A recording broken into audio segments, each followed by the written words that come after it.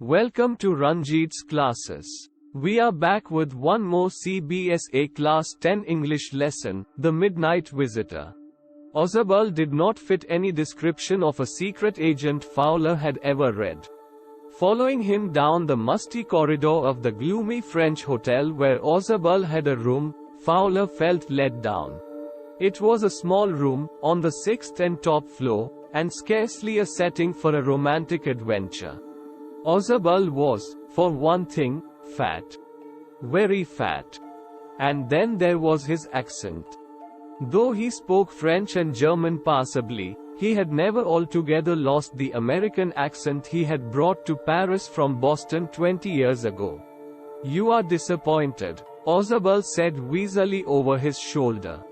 "You were told that I was a secret agent, a spy, dealing in espionage and danger. You wished to meet me because you are a writer, young and romantic. You envisioned mysterious figures in the night, the crack of pistols, drugs in the wine.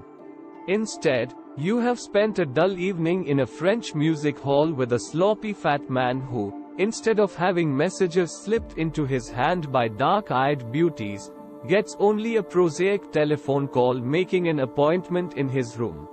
You have been bored." The fat man chuckled to himself as he unlocked the door of his room and stood aside to let his frustrated guest enter.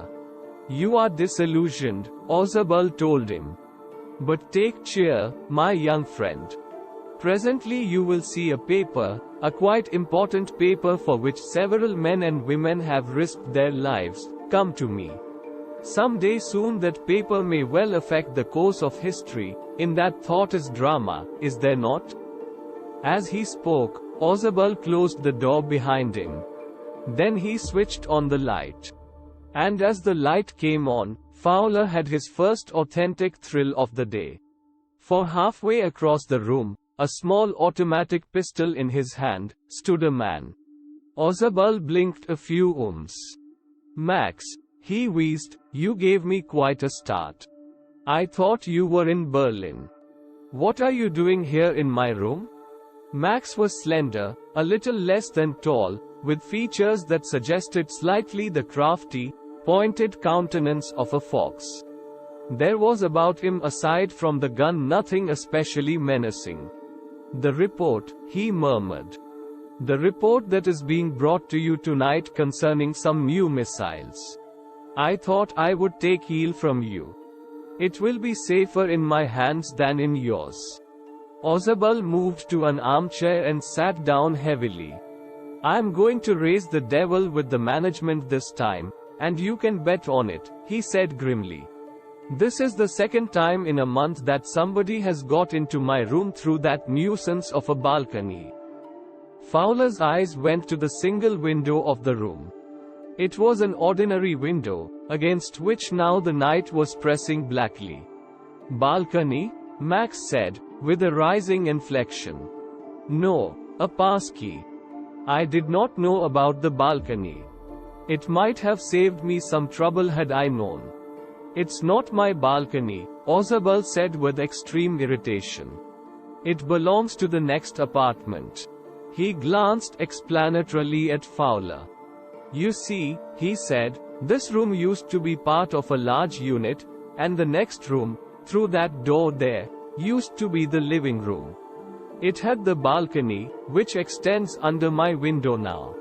You can get onto it from the empty room 2 doors down, and somebody did, last month. The management promised to block it off. But they haven't." Max glanced at Fowler, who was standing stiffly not far from Ozabal, and waved the gun with a commanding gesture. "Please sit down," he said.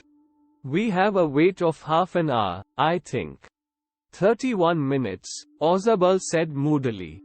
"The appointment was for 12:30. I wish I knew how you learned about the report, Max."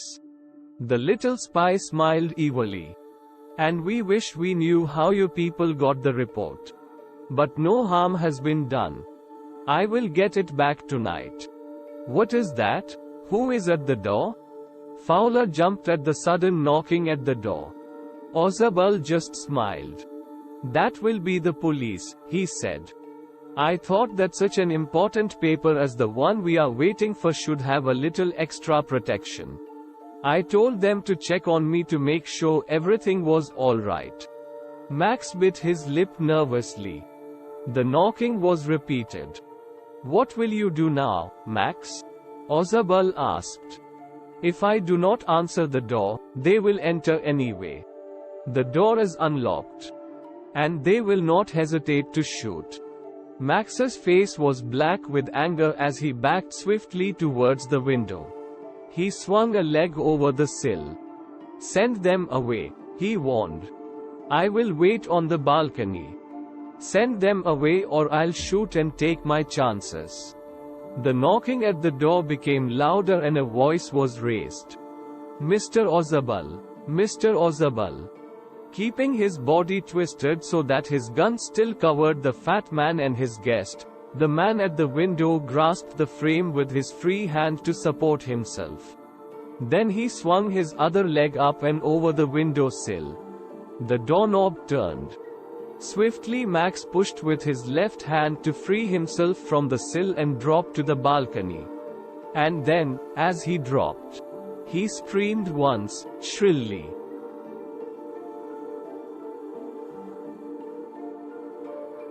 The door opened and a waiter stood there with a tray, a bottle and 2 glasses.